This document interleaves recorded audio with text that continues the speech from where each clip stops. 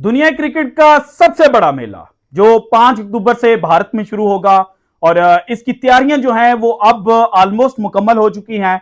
लेकिन right now situation ये है कि वो पाकिस्तान क्रिकेट टीम जिसके बारे में ये कहा जा रहा था कि जनाब इस टीम की जो सबसे बड़ी स्ट्रेंथ है वो यूनिटी है। कप्तान बाबर आजम की क्यादत में खेलने वाली ये जो टीम है ये एक दूसरे को बैक करती है। प्लेयर्स एक दूसरे को कॉन्फिडेंस देते हैं और एक दूसरे के पीछे खड़े होते हैं, जिसकी वजह से पाकिस्तान की क्रिकेट टीम जो है ये कंसिस्टेंट हो चुकी है और इस कंसिस्टेंसी की वजह से पाकिस्तान क्रिकेट टीम जो है वो ओडीएस के अंदर नंबर 1 है। लेकिन एशिया कप में जिस तरह से पाकिस्तान क्रिकेट टीम बाहर हुई उसके बाद अब ये इतलात जो है वो आ चुकी हैं कि लास्ट मैच जो पाकिस्तान क्रिकेट टीम ने एशिया कप 2023 का खेला था, जिसमें लास्ट बॉल के ऊपर श्रीलंका जो था उसको जीत मिली थी, उसके बाद जनाब ड्रेसिंग रूम के अंदर कप्तान बाबर आजम की जो पेप टॉक थी उसके दौरान पाकिस्तान के दो सबसे बड़े सितारे जो हैं ये एक दूसरे से उलझ पड़े। कप्तान बाबर आजम और शाहीन शाह अफरीदी के दरमियान कुछ नोक-झोंक जो है वो देखने को मिली। हमने ये जब खबर हमारे पास आई तो हमने इसको होल्ड कर लिया। हमने कहा कि जनाब पाकिस्तान की यूनिटी के ऊपर हमला हो सकता है, सो इसलिए इस खबर को हम आउट नहीं करेंगे। लेकिन अब चूंकि सारी दुनिया जो है वो बातें करना शुरू हो चुकी है, पाकिस्तान के जनाब जो बड़े बड़े जर्नलिस्ट हैं उन्होंने खबर देना शुरू कर दी और फिर जनाब जितने मुंह उतनी बातें होना शुरू हो गई, तो हमने सोचा कि हम भी आपको जो हमारे तक खबर पहुंची थी वो बता दें।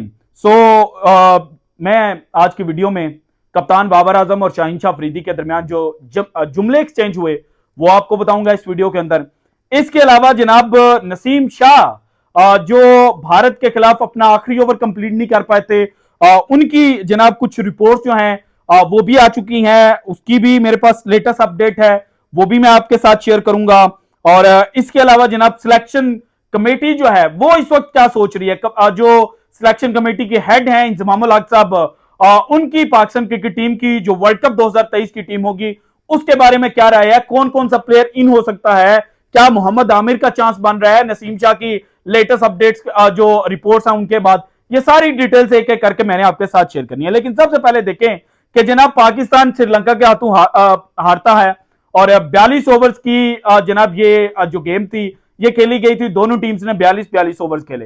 पाकिस्तान जनाब पहले देखा जाए तो जो पहले 27.1 ओवर थे तब जनाब बैटिंग के अंदर हारता हुआ नजर आया।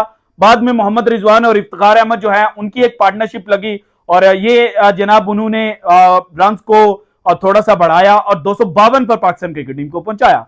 उसके बाद जनाब पाकिस्तान बॉलिंग के लिए आता है। पाकिस्तान की ना बॉलिंग बेहतर होती है, ना फील्डिंग बेहतर होती है और ना ही जनाब जो कप्तान बाबर आजम थे वो जनाब इंपॉर्टेंट मौकों के ऊपर जो बड़े डिसीजन थे वो ले सके। सो पाकिस्तान टीम जो है वो बॉलिंग के अंदर भी जब श्रीलंका बैटिंग कर रहा होता है तो 39 ओवर तक हारता हुआ नजर आता है। आखिरी के जो 3 ओवर थे इसके दौरान लगता है कि शायद जो पाकिस्तान है उसका चांस बन जाए और जो सेकंड लास्ट ओवर किया था शाहीन शाह अफरीदी ने, जिसके अंदर सिर्फ 4 रन दिए थे जब 12 रन चाहिए थे जीतने के लिए, श्रीलंका को शाहीन शाह अफरीदी ने 4 रन दिए, 2 विकेटें उड़ाकर रख दी और उसके बाद जनाब जमान खान आए। अगर वो एज ना लगती और मैच पाकिस्तान जीत जाता तो फिर जनाब ये जो ड्रेसिंग रूम की बातें हैं ये शायद बाहर ना आती, पता ना चलता कि जनाब इस वक्त पाकिस्तान का जो ड्रेसिंग रूम है उसका प्रेशर कुकर जो है वो कितना गर्म हो चुका है। लेकिन पाकिस्तान हारा, उसके बाद जनाब एक पेप टॉक जो है वो कप्तान बाबर आजम देते हैं।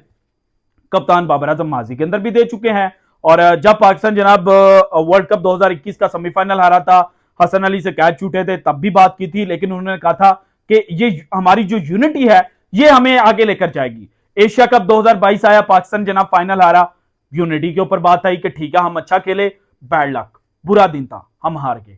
उसके बाद वर्ल्ड कप 2022 का हम फाइनल हारे, बैड लक। इंडिया के खिलाफ मैच जनाब आखिरी ओवर के अंदर मोहम्मद नवाज को रन्स लगे तो ऑफिशियल वीडियो आई थी कि जनाब जिसमें बाबर आजम कह रहे थे मोहम्मद नवाज तू मेरा मैच विनर रह गया। तो बाबर आजम हमेशा से जब मैच पाकिस्तान हारता था, इंपॉर्टेंट मैच अगर हारता था तो उसके बाद पेप टॉक देते थे और वहां पर यूनिटी की बात करते थे। लेकिन इस मैच के बाद श्रीलंका के खिलाफ जो मैच हुआ इसके बाद जो कप्तान बाबर आजम है उन्होंने जनाब अंदर कुछ जो सख्त जुमले हैं वो बोलने शुरू किए। उन्होंने कहा कि जनाब अब जो प्लेयर्स हैं वो अपने आप को सुपरस्टार समझना शुरू हो चुके हैं। सीनियर प्लेयर्स ने यहां पर इंटरवीन करना था और सीनियर प्लेयर्स ने अपनी परफॉर्मेंस के थ्रू बताना था कि जनाब हम पाकिस्तान टीम के लिए खड़े हैं, हम लड़ेंगे, हम पाकिस्तान टीम को जितवाएंगे। लेकिन ऐसा नहीं हुआ। इसके बाद जनाब कुछ मजीद बातें जो हैं वो कप्तान बाबर आजम ने की, क्योंकि कप्तान बाबर आजम बहुत गुस्से के अंदर थे। पाकिस्तान की जो फील्डिंग थी वो बेहतर नहीं हुई थी, बॉलिंग बेहतर नहीं हुई थी, और ऊपर से जनाब हम बैटिंग भी उस तरह से बेहतर अंदाज में नहीं कर पाए थे जो स्टार्टिंग ओवर्स के अंदर हम की थी। तो यहां पर फिर पाकिस्तान क्रिकेट टीम के जनाब जो सुपरस्टार हैं शाहीन शाह अफरीदी, वो इंटरवीन करते हैं और वो इंटरवीन करके कहते हैं कप्तान बाबर आजम को, और वहां पर बात शुरू करते हैं कि जिन प्लेयर्स ने अच्छा परफॉर्म किया उनको सपोर्ट करना चाहिए, उनके बारे में भी तो कुछ बोले। और शायद शाहीन शाह अफरीदी जो थे वो ये सुनना चाह रहे थे कि जिस तरह से मैंने सेकंड लास्ट ओवर किया था श्रीलंका की बैटिंग इनिंग का, पाकिस्तान की फील्डिंग इनिंग का, तो उसके अंदर मैंने 2 खिलाड़ी आउट किए, 4 जनाब सिर्फ रन दिए, तो मेरी तारीफ होगी। शायद वो जमान खान के लिए जनाब जो तारीफ है वो करवाना चाह रहे हो, या शायद फखर जो मोहम्मद रिजवान और इफ्तिखार अहमद है उनके लिए। फिर जनाब यहां पर बताने वाले बताते हैं कि जो शाहीन शाह अफरीदी हैं उन्होंने बात कंटिन्यू शुरू कर दी, उन्होंने कहना शुरू कर दिया कि जनाब आप तारीफ करें। इसके बाद जनाब बाबर आजम जो है वो अगेन बोले। बाबर आजम ने कहा कि भाईजान मुझे पता है किसने क्या परफॉर्म किया है। सो बाबर आजम की ट्यून थोड़ी सी सख्त हुई। जब बाबर आजम की ट्यून सख्त हुई तो फिर मोहम्मद रिजवान ने इंटरवीन किया। मोहम्मद रिजवान एक सीनियर प्लेयर है। मोहम्मद रिजवान जो है जब वो बीच में आए, उन्होंने जनाब जो माहौल गर्म हो रहा था इसको थोड़ा सा ठंडा किया। तो ये सारी ड्रेसिंग रूम की जनाब इस वक्त कहानी है। और बाबर आजम ने यह भी कहा कि जनाब हम श्रीलंका के खिलाफ जो मैच आ रहे हैं, अगर ये हम एक होकर लड़ते तो हम मैच जीत सकते थे, लेकिन हम एक होकर नहीं लड़े। ये जो एक होकर ना लड़ने की कहानी है ना, इसके पीछे सारी जनाब जो चीज है वो छुप रही है। कि माजी में जिस तरह से हम देखते थे कि पाकिस्तान के ड्रेसिंग रूम के अंदर से बातें आती थी कि खिलाड़ी जो है वो कप्तान के खिलाफ बगावत कर चुके हैं। यूनुस खान का एक इंसिडेंट फेमस है कि उसके खिलाफ टीम जो थी और सीनियर प्लेयर्स जो थे उन्होंने जनाब जूनियर्स को और खुद साथ मिलके जनाब कुरान पाक के ऊपर हल्फ लिया था और कि हम जनाब यूनुस खान की कप्तानी में नहीं खेलेंगे। ये बातें जनाब लीक हो चुकी हैं। इसके बाद जनाब वसीम अकरम के बारे में बातें आ चुकी हैं। इमाद वसीम के बारे में रिसेंट जो टीम है इसके बारे में यह कहा गया था कि जनाब इमाद वसीम शायद जनाब जो पाकिस्तान की टीम है उसके अंदर पॉलिटिक्स करते हैं, लेकिन राइट नो इमाद वसीम तो टीम के साथ ड्रेसिंग रूम शेयर नहीं कर रहे थे। तो फिर जनाब ये कौन था जो टीम के अंदर इंटरनल पॉलिटिक्स जो थे वो करने की कोशिश कर रहे थे? ये एक बहुत बड़ा सवाल है और इसके ऊपर पीसीबी को सख्त तरीन एक्शन जो है वो लेना पड़ेगा, क्योंकि 1 और 1 11 होते हैं और अगर आप एक एक करके खेलेंगे तो फिर भाईजान आप हारेंगे ही। और क्योंकि अगर इंडिविजुअल परफॉर्मेंस देखी जाए तो हो सकता है किसी दिन कोई अपनी टीम में जगह पक्की करने के लिए कुछ भी कर जाए, लेकिन आप जब तक मैच नहीं जीतेंगे तब तक उस इंडिविजुअल परफॉर्मेंस का कोई फायदा नहीं है। सो ये जनाब इस वक्त टीम के अंदर चल रहा था और ड्रेसिंग रूम के अंदर। इसके बाद जनाब जो नसीम शाह है उसकी इंजरी, नसीम शाह के 2 स्कैन हुए थे श्रीलंका के अंदर। पहला स्कैन जो था उसको तसल्ली बख्श करार दिया। दूसरे स्कैन की रिपोर्ट आई तो उसके बाद कहा गया कि नसीम शाह एशिया कप 2023 से रूल आउट हो गए हैं, लेकिन कहा गया कि जनाब वो वर्ल्ड कप से पहले जनाब मुकम्मल तैयार हो जाएंगे। लेकिन राइट नाउ जो दुबई के अंदर नसीम शाह का एक स्कैन हुआ है उसके अंदर चीजें बड़ी खतरनाक हैं।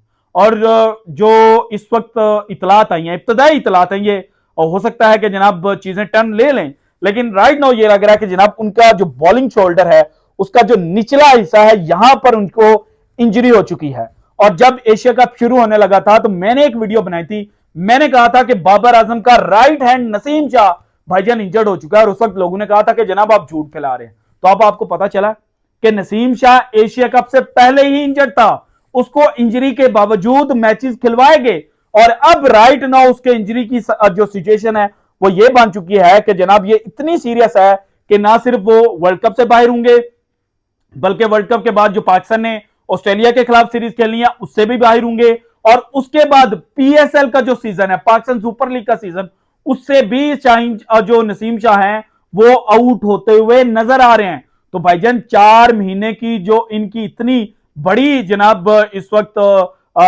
जनाब जो इनकी रिपोर्ट आई है कि ये इंजर्ड हो चुके हैं और क्रिकेट से बाहर होंगे, ये सिर्फ एक मैच की वजह से तो नहीं हो सकता, ये इंजरी के बावजूद उनको रेगुलर खिलाने की वजह से हुआ है। तो यहां पर पाकिस्तान क्रिकेट बोर्ड को फोकस करना पड़ेगा और टीम के साथ जो डॉक्टर ट्रैवल कर रहे हैं उनको भी अब साइडलाइन करना पड़ेगा कि भाईजान आपको पता ही नहीं चल रहा, एक प्लेयर इंजर्ड है और आप उसको जनाब उसकी रिपोर्ट ही नहीं दे रहे टीम मैनेजमेंट को कि इसको मत खिलाएं अगर आपने वर्ल्ड कप जीतना है। तो इस वजह से जनाब नसीम शाह जो हैं वो एशिया कप वर्ल्ड कप से बाहर होते हुए नजर आ रहे हैं। इसके बाद जनाब आ जाए कि अब वर्ल्ड कप के स्क्वाड में क्या हो रहा है। वर्ल्ड कप के स्क्वाड में जनाब नसीम शाह की इंजरी के बाद अब जो इतला आई है उसके मुताबिक फास्ट बॉलर्स की लिस्ट में हसन अली सबसे ज्यादा फेवरेट है। अगर हसन अली फिट हुए तो फिर हसन अली टीम के साथ ट्रैवल करेंगे क्योंकि उनके पास एक्सपीरियंस है, फिर मिडिल ओवर्स के अंदर भी विकेट लेने की सलाहियत है, रिवर्स स्विंग भी कर लेते हैं, यॉर्कर भी अच्छा कर लेते हैं।